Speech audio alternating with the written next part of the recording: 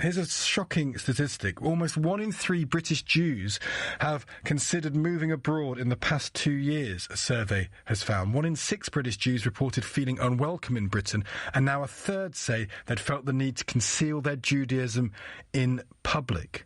It's a big, it's from the Campaign Against Antisemitism. It surveyed nearly 4,000 members of the community in 2016 and 2017. 31% of British Jews had considered moving abroad. That's quite a shocking figure, is it not? Well, Gideon Falter, chairman for the Campaign Against Antisemitism, joins me now.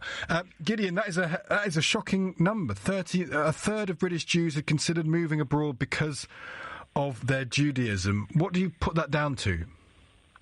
Well, hi, Stig. Unfortunately, it is shocking, but it's not very surprising. And I think the reason for this is that there's been a huge surge in anti-Semitic hate crime in the UK since 2014, which was itself an awful year, a record-breaking bad year for anti-Semitism. Since 2014, there's been a 45% increase in anti-Semitic crime. And what we're seeing is that actually British society does have an awful lot to be proud of. British society, in the last couple of years, we've seen levels of anti-Semitism and anti-Semitic prejudice actually dropping, which I'm not aware of that happening anywhere else in Europe. But what we're seeing, which we should be ashamed of as a country, is that our criminal justice system, our world-renowned criminal justice system, and our famous political parties, particularly the Labour Party, have been failing to excise anti-Semitism from within their ranks. So whilst British people are generally becoming more and more tolerant towards Jews and more welcoming towards Jews, and remember, this is the Jewish population of Britain is pretty integrated. It mixes well within the population. According to our survey, most people have met Jews. But what we're seeing is that the state apparatus and political parties are not actually fighting anti-Semitism. So even though society is becoming more welcoming, Jews are feeling ever more abandoned and afraid of anti-Semitism. What would it be?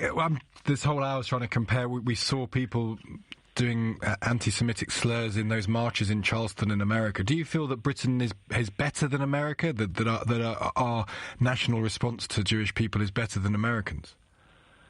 I think Britain's completely different to America in many ways. For a start, there are neo-Nazis in Britain, but they don't walk around carrying AK-47s, which is one of the most terrifying images in America. Unbelievable, that, wasn't it? Yeah, unbelievable, that. Absolutely. The problem that we have is that, particularly within the Labour Party, well over 80% of British Jews, according to our polling, feel that the Labour Party is harbouring anti-Semites. So I think a lot of people looked at the last election and they thought, gosh, everybody knew about anti-Semitism in the Labour Party. And because of some promises about education or about the health service, people were willing to set aside those concerns and vote for the Labour Party. And so a lot of Jews looked at that and thought, gosh, nobody's standing with us. And so that, I think, has been a very sobering and frightening thought for a lot of Jews.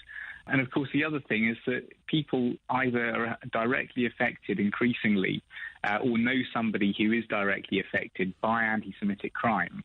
And they will all know that members of the community go to the police investigate it by and large, and it gets passed to the Crown Prosecution Service, who will usually drop the case, and usually on very poor reasons. I see.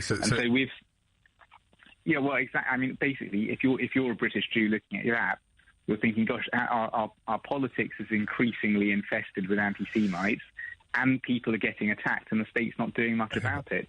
Gideon Falter, chairman for the Campaign Against Antisemitism, he blames the British establishment, effectively, the Labour Party in particular, and the Crown Prosecution Service. This is LBC, I'm Stig Abell, the time is now 5:32.